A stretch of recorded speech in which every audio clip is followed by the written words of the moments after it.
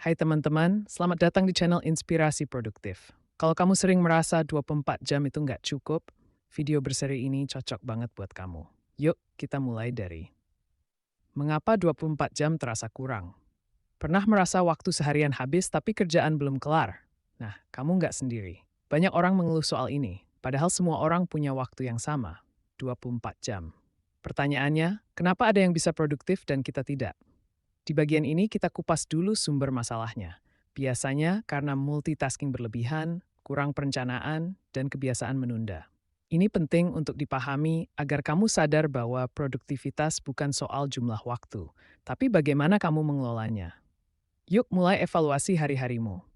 Di bagian berikutnya, kita bakal masuk ke cara membangun motivasi kuat agar bisa mulai mengubah kebiasaan buruk ini. Kita lanjut ke bagian 2, memahami kekuatan motivasi.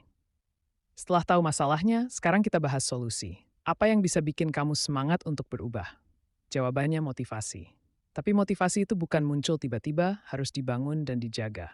Dalam manajemen waktu, motivasi adalah bahan bakar utama. Kalau kamu termotivasi, kamu akan lebih mudah menyusun jadwal, fokus, dan menyelesaikan tugas. Jadi di bagian ini, coba tanyakan ke diri sendiri, kenapa aku ingin lebih produktif? Jawaban itu akan jadi kompas dalam perjalananmu. Yuk, kita lanjut ke bagian 3 untuk mengetahui skill yang perlu kamu kuasai agar motivasi ini bisa terus hidup. Kita lanjut ke bagian 3, 3 skill dasar manajemen waktu. Nah, setelah tahu pentingnya motivasi, saatnya kita bahas 3 skill utama yang bisa bantu kamu atur waktu lebih efektif. Berdasarkan penelitian, ada 3 pilar penting. Awareness, kesadaran waktu, arrangement, perencanaan waktu, dan adaptation, penyesuaian saat hal tak berjalan sesuai rencana. Di bagian ini kita fokus dulu pada awareness. Banyak dari kita nggak sadar waktu habis kemana. Coba deh, catat semua aktivitasmu hari ini. Bahkan yang kelihatannya sepele seperti scrolling medsos. Kamu bakal kaget lihat berapa banyak waktu terbuang percuma. Dengan kesadaran itu, kita bisa mulai mengubahnya jadi waktu produktif. Di bagian berikutnya, kita akan bahas lebih dalam skill kedua yang sangat menentukan hasil harian kamu. Yuk, terus lanjut ke bagian 4. Kita lanjut ke bagian 4, seni menyusun jadwal harian yang realistis. Sekarang kita bahas tentang arrangement alias menyusun jadwal harian.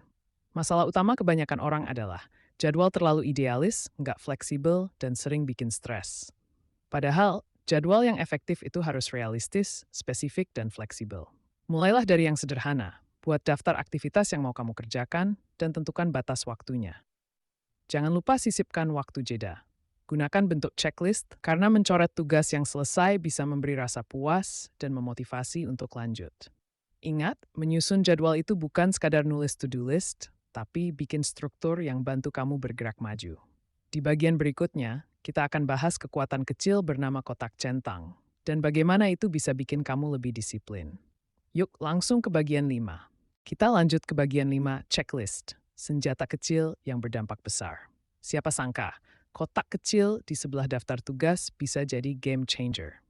Yap, checklist bukan cuma sekadar formalitas. Ketika kamu mencentang tugas yang selesai, otakmu melepaskan dopamin, hormon yang bikin senang. Rasa puas itu bisa memicu semangat untuk menyelesaikan tugas berikutnya. Jadi jangan gak remeh, tambahkan kotak kecil di samping setiap aktivitas harianmu. Dengan checklist, kamu juga bisa lebih sadar mana tugas yang belum dikerjakan dan butuh perhatian. Ini membantu kamu untuk tetap fokus, disiplin, dan efisien. Di bagian berikutnya, kita akan bahas hadiah alias reward. Gimana caranya bikin diri kamu tetap semangat meski tugas numpuk? Yuk, kita lanjut ke bagian 6. Jangan pelit kasih reward ke diri sendiri. Siapa bilang produktivitas itu harus serius terus? Faktanya, manusia cenderung mengulang tindakan yang mendatangkan konsekuensi positif. Jadi, saat kamu menyelesaikan tugas sesuai jadwal, kasih hadiah buat diri sendiri. Rewardnya bisa kecil, nonton satu episode serial favorit, jajan es krim, atau tidur lebih awal. Yang penting, kamu menghargai usaha sendiri.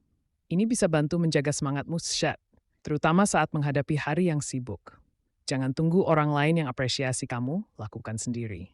Dan pastikan reward itu kamu nikmati segera setelah tugas selesai, biar efeknya maksimal.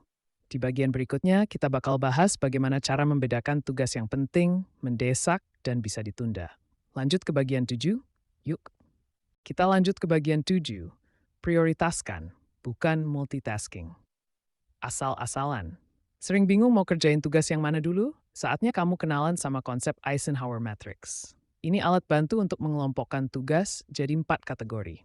Penting dan mendesak, penting tapi nggak mendesak tapi nggak penting, dan nggak penting sama sekali. Dengan teknik ini, kamu jadi tahu mana yang perlu langsung dikerjakan dan mana yang bisa didelegasikan atau ditunda. Multitasking tanpa arah justru bikin hasil jadi setengah-setengah. Fokuslah ke satu hal penting dulu, selesaikan, baru lanjut ke tugas lain. Di bagian berikutnya, kita akan pelajari strategi sederhana untuk tetap fokus di tengah distraksi yang sering datang. Yuk, kita lanjut ke bagian 8. Strategi melawan distraksi yang menggoda. Kamu pernah nggak sih, baru kerja sebentar langsung cek HP, buka Instagram, terus tiba-tiba udah 1 jam lewat? Nah, inilah musuh terbesar produktivitas, distraksi. Solusinya bukan buang gadget, tapi atur strategi. Misalnya, aktifkan mode fokus atau do not disturb, pakai aplikasi pengatur waktu kayak Pomodoro Timer, dan simpan HP di luar jangkauan selama kamu kerja. Bisa juga kamu tentukan jam bebas gangguan, di mana kamu kerja full tanpa cek notifikasi. Kamu akan kaget seberapa banyak hal yang bisa kamu selesaikan dalam waktu 25-30 menit penuh fokus.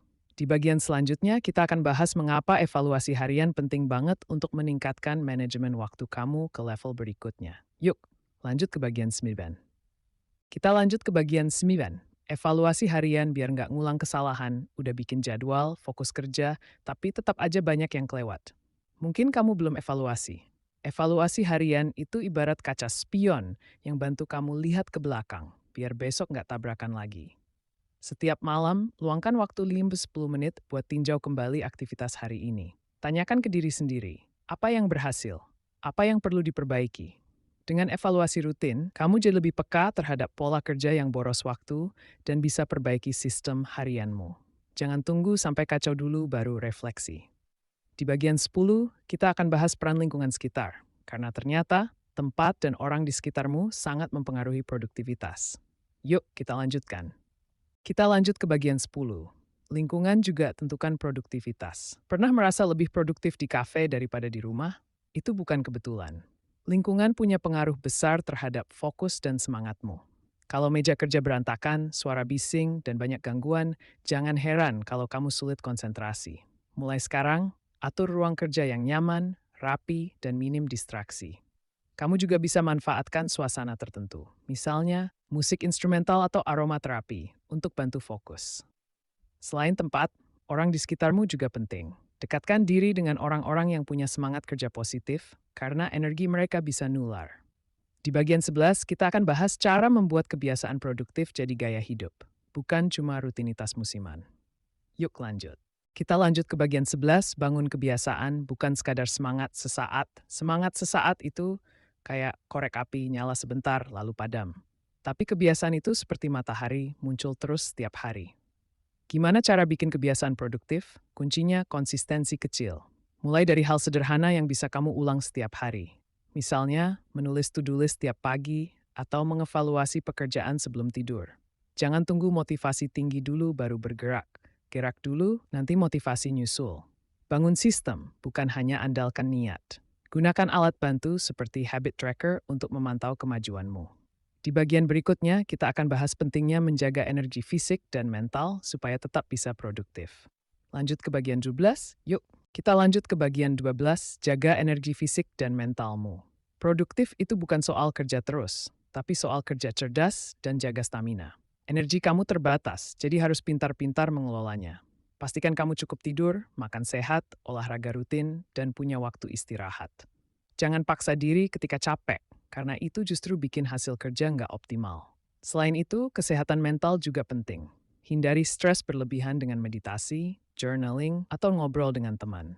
Jangan anggap remeh sinyal tubuhmu. Kalau lelah, istirahat. Kalau suntuk, hibur diri. Di bagian 12 nanti kita akan bahas kenapa berkata tidak itu penting demi manajemen waktu yang sehat. Yuk kita teruskan. Kita lanjut ke bagian 12.